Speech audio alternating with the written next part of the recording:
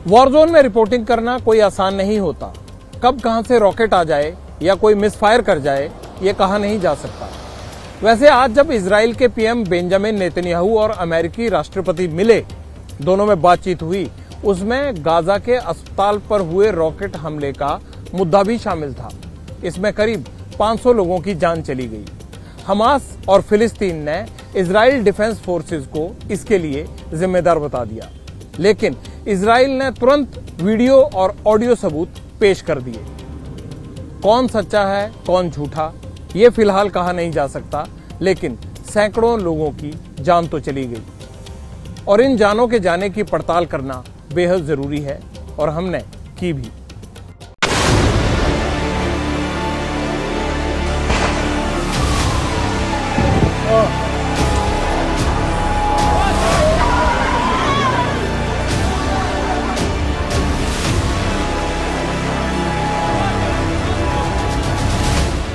Gaza शहर का एक अस्पताल शमशान बन गया।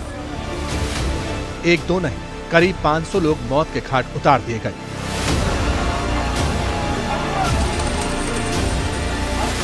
इनमें आतंकी कौन था और नागरिक कितने, बता पाना मुश्किल है।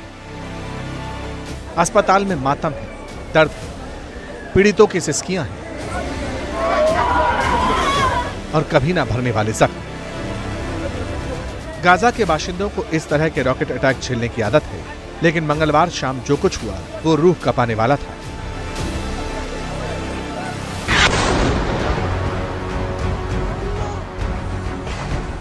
अचानक एक रॉकेट निकला और सीधा अस्पताल के परिसर में गिरा। बड़ा धमाका हुआ। इससे पहले कोई कुछ समझ पाता, अस्पताल लाशों से भर गया। अब सवाल उठे, अस्पताल पर हमला किसने किया? क्या इजराइल की तरफ से रॉकेट दागा गया? क्या हमास के आतंकी अस्पताल में छिपे थे, इस वजह से हमला हुआ? या फिर अस्पताल पर रॉकेट अटैक किसी मिसफायर का नतीजा है? इन्हें सिलसिलेवार तरीके से समझेंगे। पहले फैक्ट जान लीजिए कि अल अहली अस्पताल पर हमला कैसे हुआ। इजरायली फोर्स के मुताबिक मंगलवार शाम 6:15 बजे इजराइल की तरफ हमास ने रॉकेट्स दागे। शाम 6:59 पर 10 रॉकेट इस्लामिक जिहाद ने एक कब्रिस्तान के पास से लॉन्च किए। इसी दौरान गाजा शहर के एक अस्पताल में धमाका सुनाई दिया। इसके बाद तो अस्पताल में हुए धमाके की कई तस्वीरें और वीडियो सामने आए। देखिए, जोरदार धमाका होता है, फिर चारों तरफ बर्बादी। लेकिन जब पता चला कि अटैक में 500 लोग मारे गए, तब वार पलटवार का दौर शुरू हो गया। पहला रिएक्शन हमास की तरफ से आया। हमास ने इल्जाम लगाया कि रॉकेट अटैक के पीछे इजरायली डिफेंस फोर्स का हाथ है। फिलिस्तीन ने भी हमास के आरोपों का समर्थन करते हुए इजराइल की कार्रवाई पर सवाल उठाए। इसके बाद तो ईरान समेत कई मुस्लिम बहुल देशों ने इजराइल पर वॉर क्राइम के आरोप लगा दिए। अस्पताल पर हमला बहुत बड़ी त्रासदी और अपराध है, जिसे नजरअंदाज नहीं किया जा सकता। हमारे लोगों की सुरक्षा के लिए कई अंतर्राष्ट्रीय फैसले लिए गए हैं, लेकिन उन्हें लागू नहीं किया गया है, क्योंकि संयुक्त राज्य अमेरिका उन्हें लागू नहीं करना चाहता है। यह आक्रामकता रुकनी चाहिए। इजराइल ने सारे आरोपों को सुना और फिर अपना पहला रिएक्शन दिया। डिफेंस फोर्स के प्रवक्ता सामने आए, कहा कि हमला कैसे हुआ, किसने किया, जांच कर रहे हैं। चूंकि काफी हवाई हमले हो रहे हैं और इस दौरान कई रॉकेट्स मिसफायर भी हो जाते हैं, जो हमास की तरफ से दागे जाते हैं और फिर हमास की तरफ से झूठी रिपोर्ट दी जाती है। हम सारी डिटेल्स इकट्ठा कर रहे हैं और फिर जवाब पब्लिक के सामने रखेंगे। अल अहली अस्पताल पर रॉकेट अटैक को लेकर इजराइल का यह पहला ऑफिशियल स्टेटमेंट था, लेकिन इसके बाद जिस तरह से मुस्लिम देशों के लीडर्स के बयानात आए, उससे ऐसा लगा कि अटैक के पीछे इजराइल का ही हाथ है। अस्पताल के डॉक्टरों ने भी इजराइल की कार्रवाई पर सवाल उठाए। आज बमबारी से पहले इजराइल ने हमसे कहा, हमने कल आपको 2 बमों से चेतावनी दी थी, फिर भी आपने अभी तक अस्पताल खाली क्यों नहीं किया है? इस बीच इजराइल ने अपनी तफ्तीश शुरू की और फिर पब्लिक के सामने ये बात कही कि हमले के पीछे हमास नहीं, बल्कि हमास जैसे ही एक और संगठन इस्लामिक जिहाद का हाथ है। सोशल मीडिया पर खुद बेंजामिन नेतन्याहू ने यह लिखा। उन्हीं की बात इजराइल डिफेंस फोर्स ने दोहराई।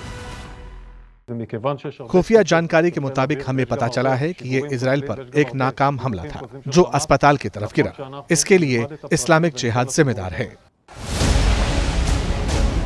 इस दौरान अमेरिका समेत कई मुल्कों ने हमले पर चिंता जताई। कहा दोषियों को बख्शा नहीं जाना चाहिए, इजराइल को युद्ध नियमों का पालन करना होगा। सोर्सेस के मुताबिक इसी दौरान इजराइल ने वीडियो ऑडियो सबूत इकट्ठा किए। एक रॉकेट अटैक का वीडियो जारी किया जिसमें रॉकेट गाजा से निकलकर पास ही अस्पताल पर गिर जाता है, और फिर दूसरे सबूत के तौर पर हमास के आतंकवादियों की बातचीत भी रिलीज की जिसमें दावा किया गया कि ये दोनों फेल हुए रॉकेट अटैक की बात कर रहे थे। ये पहली बार है कि हमने किसी मिसाइल को इस तरह गिरते हुए देखा है और इसलिए लगता है कि यह हमला फिलिस्तीनी इस्लामिक जिहाद का है। क्या वो कह रहे हैं कि यह हमला फिलिस्तीनी इस्लामिक जिहाद का है?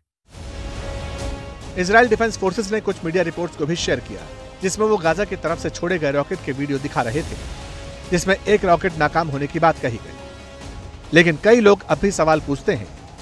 उनका कहना है कि जो बम फटा उससे ऐसा लगा कि वो 300 से 600 पाउंड वाली रेंज का था। इस तरह के ammunition MK82, MK83, GBU-39 small diameter bomb, GBU-12 Paveway 2 laser guided bomb, AGM-65 Maverick missile में इस्तेमाल होता है, जिन्हें अमेरिका, इजराइल और उसके साथी मुल्क यूज करते हैं। इजराइल के पास JDM रॉकेट है जबकि हमास के पास अल-कासिम, और इसकी रेंज भी 10 किलोमीटर से लेकर 80 किलोमीटर और 160 किलोमीटर तक भी है, और इससे भी बड़े पैमाने पर तबाही मच सकती है। इसीलिए रॉकेट किसका था, किसने फायर किया, अभी भी आरोप प्रत्यारोप के दौर जारी है। कोई जिम्मेदारी लेने को तैयार नहीं। मगर इसी दौरान अमेरिकी राष्ट्रपति जो बाइडेन ने हॉस्पिटल अटैक को लेकर इजराइल को क्लीन चिट जरूर दे दी। I was deeply saddened and outraged by the explosion at the hospital in Gaza yesterday. And based on what I've seen, it appears as though it was done by the other team, not you. सवाल है आगे क्या होगा? क्या इसी तरह हमले होते रहेंगे? जिनके अपने हमले की चपेट में आए उनकी जिंदगी के बारे में आखिर कौन सोचेगा? जैसे ही घड़ी का काटा दोपहर 2:30 पे आए, बबीता जी का दिल सास बहू साजिश के लिए मचल जाए। और ये है इनकी बहू, पूरे दिन ऑफिस की टेंशन हो जाए गॉन जब ये करें अपना फेवरेट शो फ्री टाइम पे ऑन। इनकी तरह आप भी देखिए अपना फेवरेट शो अपने टाइम पर और डाउनलोड कीजिए ABP लाइव ऐप अपने स्मार्ट टीवी पर।